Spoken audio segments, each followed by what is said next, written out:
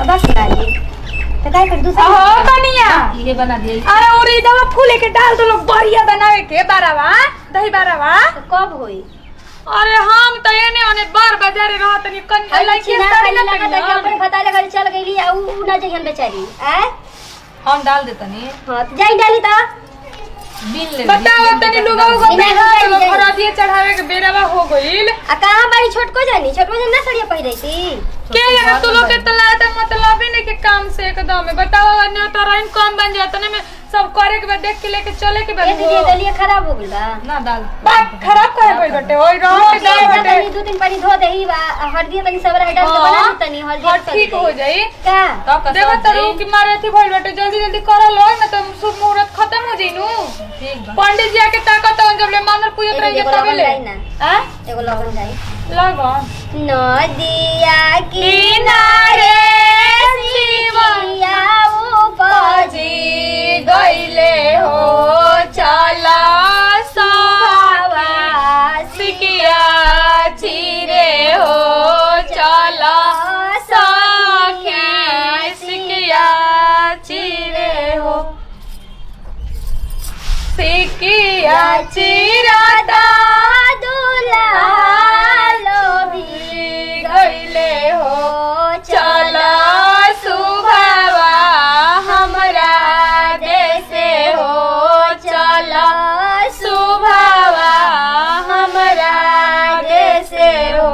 कैसे में चली प्रभुजी रौरा देसे हो अमा बिना रहब कैसे हो अमा बिनु रहब कैसे हो मचिया या बैठला सुभावा अमा बढ़िया हो अपने अमा के सारी दिया हो अपन के अम्मा कहिया हो कैसे में चली चली प्रभुजी रौरा देसे हो भाभी बिनु रहब कैसे हो भाभी बिनु रहब कैसे हो राम रसोइया करत भाभी गइया हो अपन भाभी के बिसारी दिया हो उनु के भाभी कहिया हो ए दीदी पनी सरिया ये पहिरले रही ना तो कौन 10 गो सज गया अम्मा पूछी जी आप दिले वाली पियर पहिरा जा एगो फैशन में ओ चल बा पहन ले बाड़ी नु देखा लोग हाथ सकेत बैठे अभी बिजनेस में घाटा लग रहा जैसे निपटा लोग जान लू कहत ले पियर पहिरा मन जाई रवले जाई के बरोबर पहिरी हमरा पहिराऊ चलो तैयारी कर लो हम जाते मीटिंग करे पहिलो यन के सुनो बोलाटा दे तनियो घर आके बढ़िया रे छान जाए हमनी के हरदी चढ़ा ई सब काम फुआ के ना काम फुआ जी निकल त है बुझी जी ना करम छोड़ा ना खिलवाड़ी हड़ी ठीक नु आगे आवतड़ी नेग लिहन सुना तैयारी हम जाते मीटिंग करे ठीक बा हम धर देतनी। आई हो माई अरे के दिन कहां गइल बन जा कबे का पहन तनी हमरा से पहनाते नहीं खे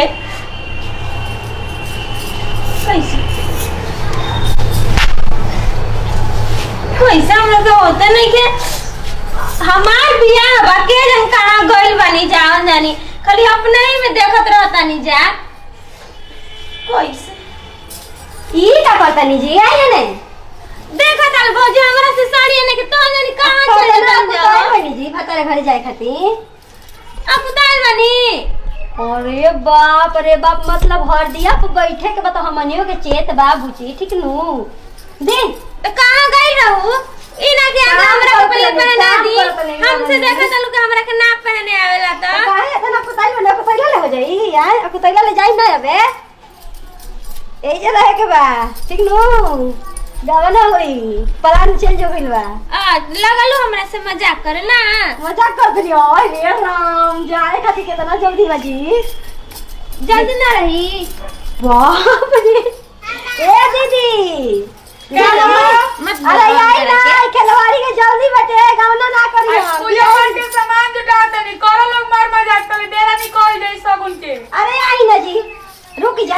खिलवाई कैसे कोई नहीं चलिए उन्हें से बता रुक ले एकने घीवा का रखल बड़ो असुइया में बाटे बहुत तनी की एक जगह रख दे लोग मार बिया के दिन बाबा घर में खोजे नहीं खोजे मिला थैले लेके पहन लेली हई अभी कहां पहुंच गए कैसे कैसे लपेट ले लहंगा पटोरी का गई रहलू भौजी ई नहीं के आके पहले हमरा के पहना दी केतना कुताल बनी जी को अच्छा दीदी गावना के दिन धरा गेल ना हां बिहार पैसा वाला बात ना होई 5 साल बाद हाय दादा